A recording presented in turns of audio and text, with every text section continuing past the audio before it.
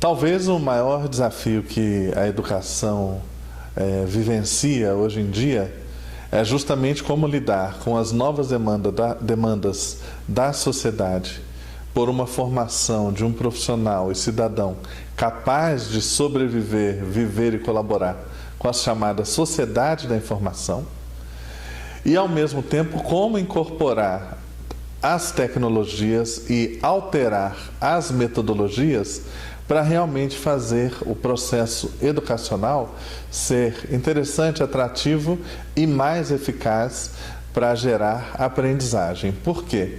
Nós estamos recebendo nas escolas e nas instituições de ensino superior um perfil de aluno cada vez mais conectado, cada vez mais, eu diria até que dependente do computador, do celular, de um tablet, e que, por estar o tempo todo conectado, aprendeu a aprender de um jeito diferente, um jeito que privilegia a instantaneidade, a superficialidade. E quando você fala, por exemplo, de aprender numa universidade, a aprendizagem do pensamento científico, não combina com superficialidade, não combina com instantaneidade, pede a reflexão crítica. Então, como a escola superar e alcançar esse aluno que vem de um jeito diferente de lidar com a informação é o nosso maior desafio hoje. As escolas, as instituições de ensino superior que estão se saindo melhor nisso são aquelas que têm incorporado as tecnologias que eu diria que são até um pouco antigas, como incorporar o vídeo, fazer uma videoaula, uma teleaula, uma web-aula, né?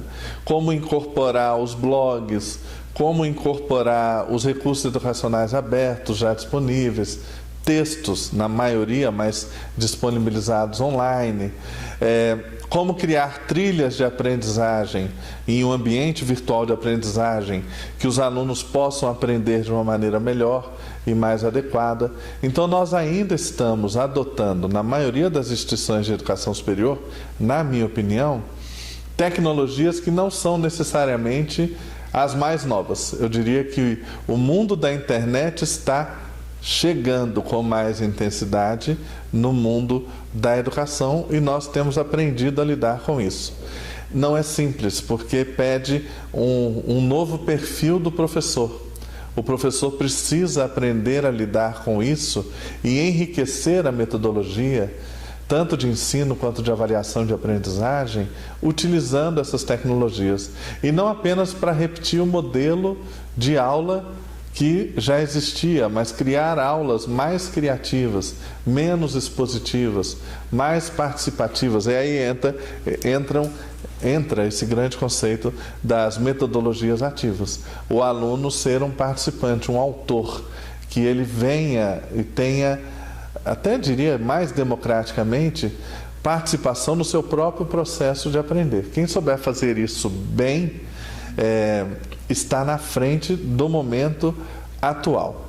Então, para hoje, se você observar, um pequeno impacto tecnológico, que é a possibilidade de disponibilizar aulas e interagir online ou via satélite, já gerou um grande fenômeno que é a educação à distância. A educação à distância na graduação no Brasil ainda é algo extremamente antiquado, tradicional, repetição de aula expositiva, pouca interação criativa.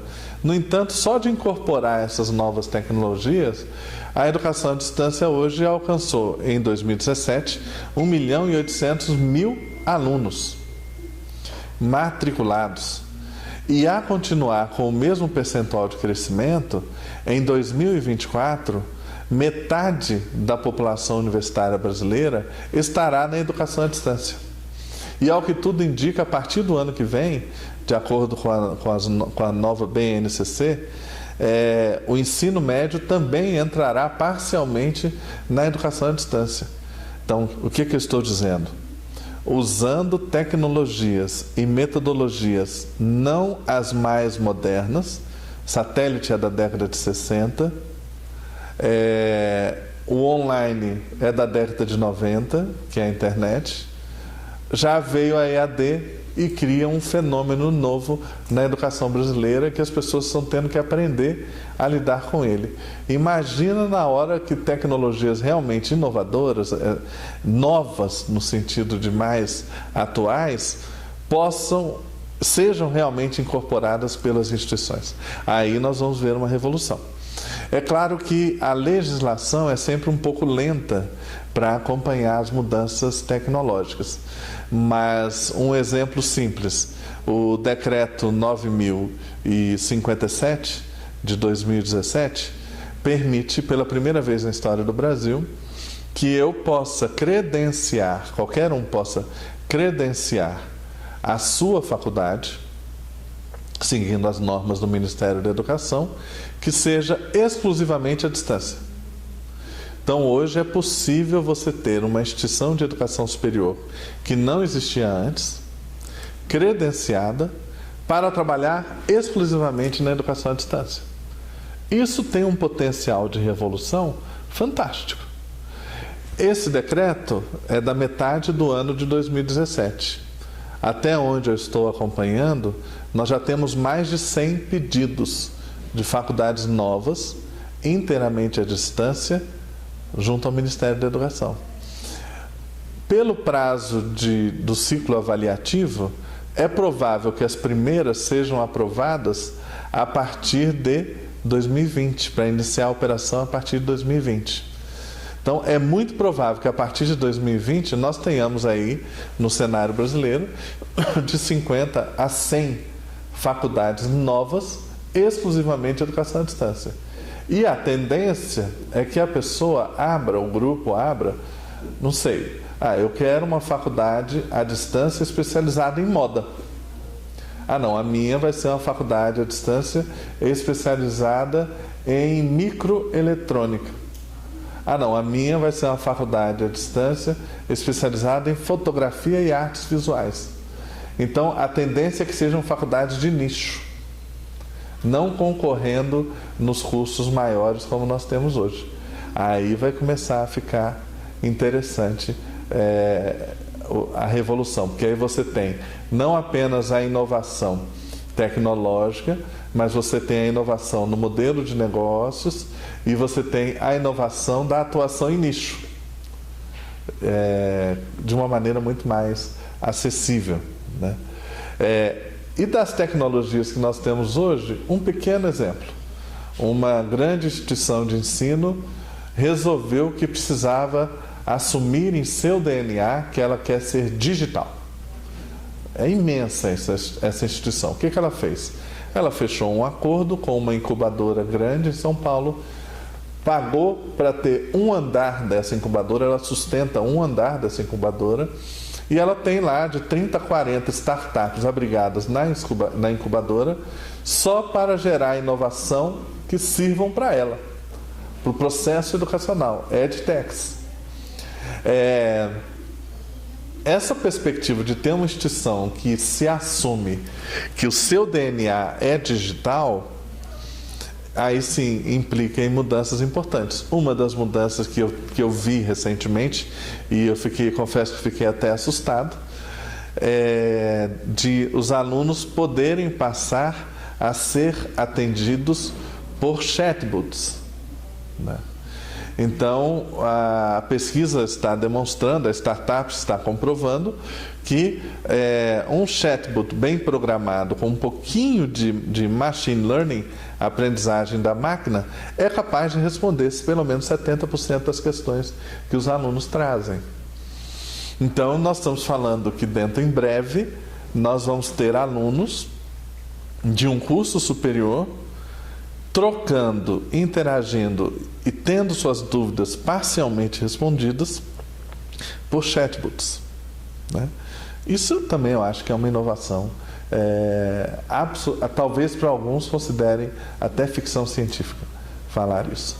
No entanto, essa semana eu recebi uma notícia dos Estados Unidos, do registro oficial da primeira disciplina que estava sendo ministrada na academia de West Point por um robô. Então, o professor desenvolveu um robô e esse robô o ajudava a ministrar aula. Os alunos perguntavam coisas e o robô respondia coisas.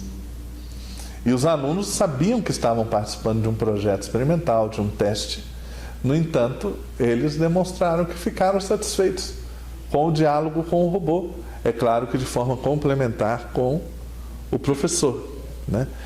Então, também existem tecnologias que não são tão novas, como a robótica, como o chatbot, que já é uma tecnologia de 4, 5 anos, mas que hoje as pessoas começam a fazer testes. E aí, realmente, o potencial disso se tornar uma inovação radical já nos próximos anos é muito grande. Então, o que eu estou dizendo? A se observar somente os percentuais de crescimento da educação à distância de 2016 para 2017, em 2024, metade da população universitária brasileira estará em um curso à distância. E, se incorporadas as mudanças do ensino médio previstas pela BNCC, os estados terão 3 a 4 anos para se ajustarem. Nós estaremos em 2023 com 1/3 da carga horária do ensino médio sendo ofertada à distância. E aí nós estamos falando de mais 9 milhões de alunos no Brasil. Então, realmente, nós estamos num momento excitante, à beira de uma mudança paradigmática na educação, e olha que ainda estamos falando de tecnologias antigas, que nós passamos a incorporar em anos recentes nas escolas e no ensino superior.